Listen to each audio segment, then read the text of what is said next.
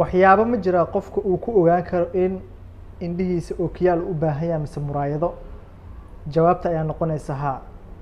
waxaa jira calaamado oo qofku ku ogaan karo haddii uu isku arko in indhihiisa u baahan yahay muraayado mise ookiyaal. maanta muuqaalkeena midaas uu ku saabsan yahay. haddii taa markuu horeyso muuqaaladan daawada subscribe saar, sidoo kale like noo saar haddii aad naga mid tahay.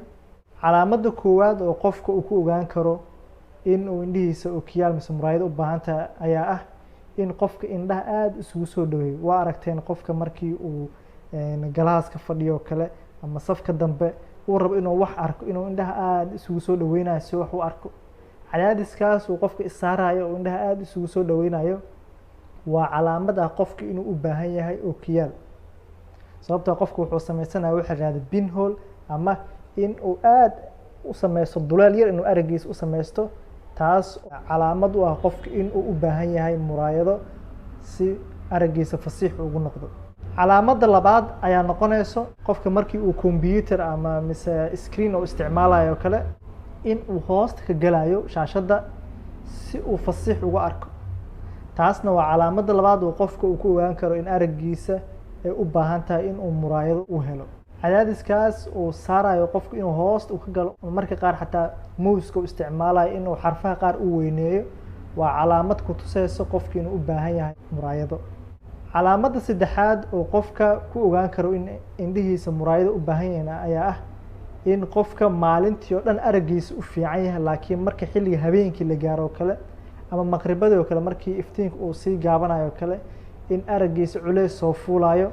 haddii uu darawal yahay xitaa markii uu wado weyn highway oo kale marayo kale in uu boorarka kale aada u adkaanayso, ama taargada oo baabuur ka horeeyo kale in aada culays ugu qabo kale.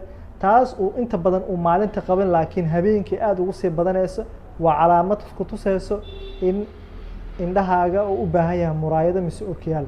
qofka markii habeenkii baabuur wado kale ama guri uu joogo kale iftiin uu arko oo kala fiday, waa calaamad ku tusayso in indhahaaga ay u baahan yihiin muraayado. inkastoo calaamado kaloo badan ay keeni karto, laakiin waa nooc ka mid a calaamadaha uu qofku uu ku garan karo in indhihiisa uu cabir u baahan yahay si uu u helo caawinaad.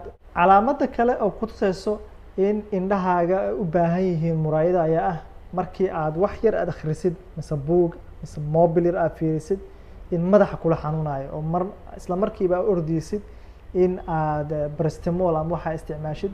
markaa caadiga tahay waa iska caadi, laakiin markaa wax yar isdhahdidba fiiri in madax kula xanuunayo.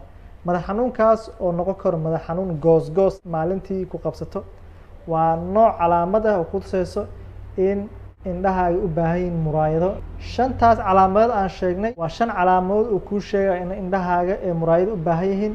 inkastoo markaa calaamadahaas isku aragtid ay muhiim tahay in dhakhtarka indhaha u tagtid si loo hubiyo. intaas ayaa muuqaalkeena kusoo gabaynaynaa. waxaan idin rajaa caafimaad iyo indho fayow.